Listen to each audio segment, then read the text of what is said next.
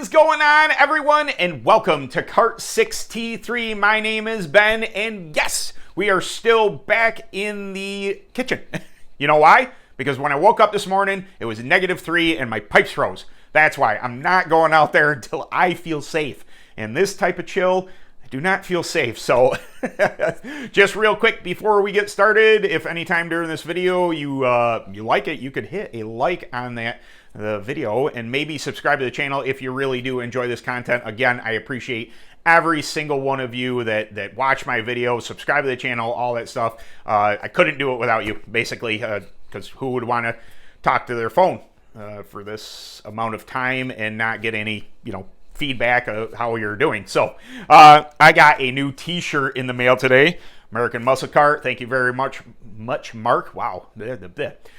Thank you very much, Mark, for that. I contribute, if you didn't know, I contribute a article to American Muscle Cart every, I think there's 4 issues.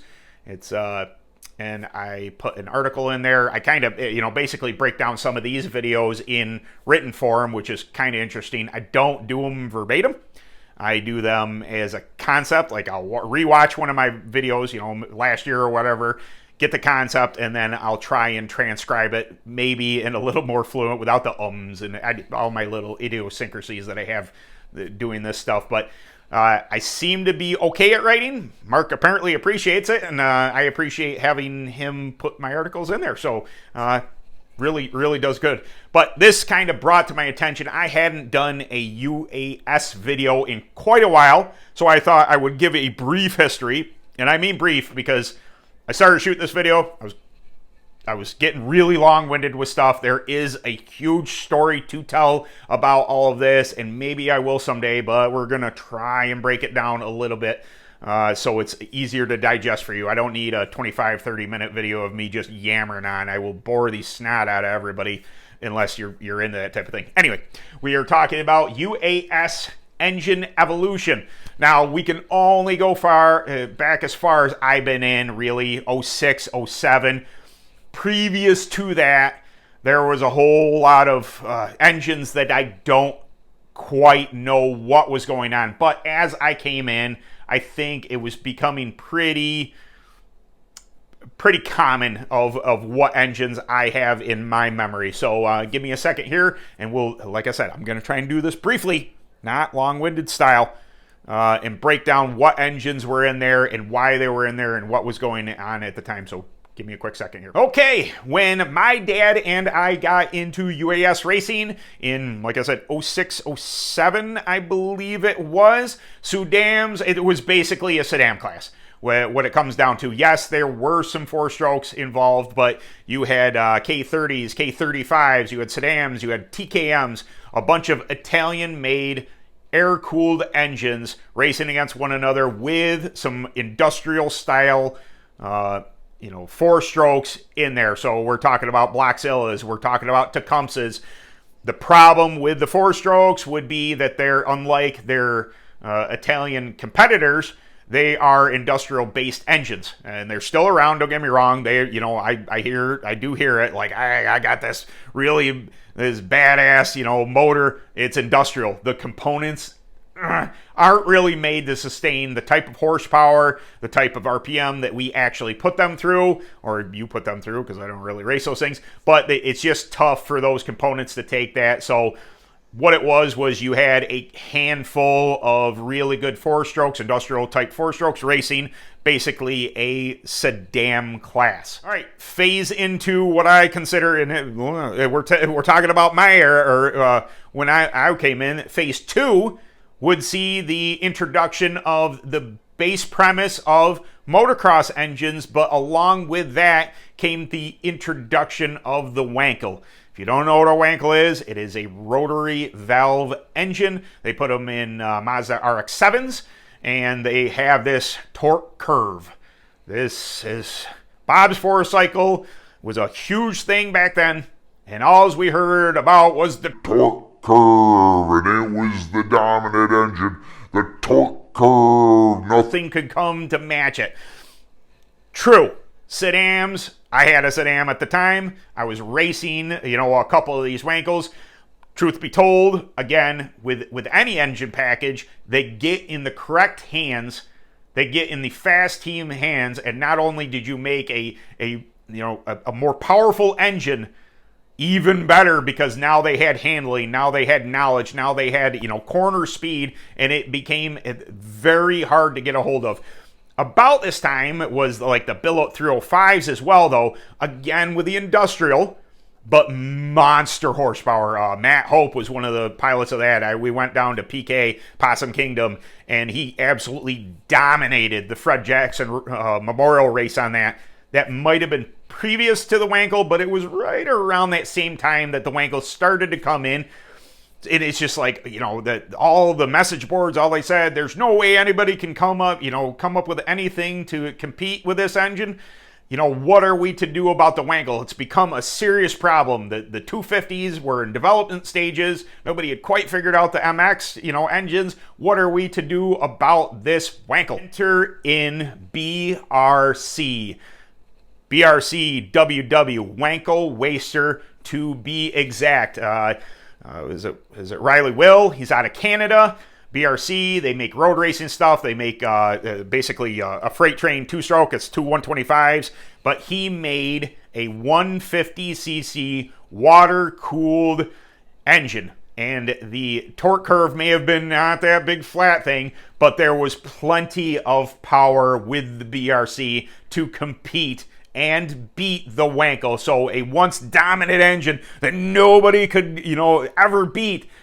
The BRC came in and says, hey, man, no problem. I got this. And, isn't it weird that I am talking about, I hope I can find some information of when about the BRC came in. And hopefully I've been showing pictures this entire time. I dug out some old American muscle carts, and I was hoping to find pictures to show you this.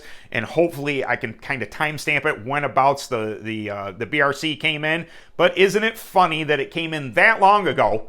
And still today, last year's champion, last year's winner of the Grand National was on what? Was on a BRC, that same 150. At its weight, at its power, still a phenomenal engine. Okay, now what I would consider modern era. Now, I'm skipping over a bit more because, like I said, I don't want to get long-winded, but basically what we're talking about now is the 250 two-strokes, the 450 four-strokes were still kind of in development. UAS rules allowed for 500 or 510 cc's, I think is what they're currently at. Anyway, enter in the Jawa. Holy smokes, that thing is a monster and still is a monster to this day. Now, the downside to the Jawa is its weight. It gives you a tremendous right side weight. Can it be overcome? Of course it can. I believe Robbie Sarchette went out there and dominated quite a few races. Matter of fact, it was just last year. I saw until he got tangled up with some lap traffic, he was dominating another race, fresh off the couch, or maybe he's racing in Ohio somewhere. I'm not quite sure, but he got behind the wheel again, still lightning fast, still on that Jawa. Like I said, the 250s and the 450s, they're really starting to come up. Hadn't quite gotten figured out yet. Raise the Jawa in there. BRC's still there. Wankel's starting to, kind of drop down the list of engine choices because of how much power you can get out of the 250s, the 450s, the Jawas. And then what are we looking for today? Today, like I said, you can't get away. If you're light enough, Evan C., lightning fast on that BRC. Today, the choice is, do you want a two-stroke? Do you want a tranny-less, that's just funny to say, an engine without a transmission, two-stroke, like the Bama, like the PK 250, Judge's Performance has some out there, Taft, there are still some out there. I know my dad, big cast of cases. He intends on making more and getting his molds perfected. It's been a long time coming, but they're still there. I think the premise is still to make some. Anyway, I run the Bama. You either choose, basically a gutted two-stroke, or the 450s have come up a mile with Heger right here. The CR 450 It eliminates the transmission. You put a dry clutch on it. The amount of power, consistency, reliability, the two-strokes have come up. They're becoming uber. I mean, basically, I consider my Bama 250 a sedan on steroids. It's become reliable. I know where the adjustments are. Other people have too. They know how to run them, where to gear them, playing with flex. There's all these different things. So it's come down to the, a BRC, a 250, a 450 type of class. Now, can you run other things? Absolutely. You can still do the side-by-sides. You can still do, sedans side-by-side. You can still do freight train. At one time, Eric Grice, Beef, had freight train animals. That was really cool. Innovation is still there, and, the CCs are the only drawback to, what you can kind of put together, but eventually there's going to be another morph. This can't be the end-all be-all. This, 250s and 450s, MX style, engines aren't the end-all be-all. Why did they become so popular? Because there's parts. Because the motocross community is huge. I watch it. I watch Supercross. I watch motocross. All those things. The parts you can get on eBay. You can buy rotating, crank assemblies. Super cheap. All that stuff. The parts are available. So I'm curious to see what, UAS engine packages are eventually going to morph to. But currently, 250s, 450s, BRCs, there are still Jawas out there. There's still monsters. They're still competitive. But you can lighten up like a CR 450 with the Hager drive to be lighter than the Jawa. They make, as good, if not better power in some cases. But the Jawa is just a monster, 500cc. I raced one.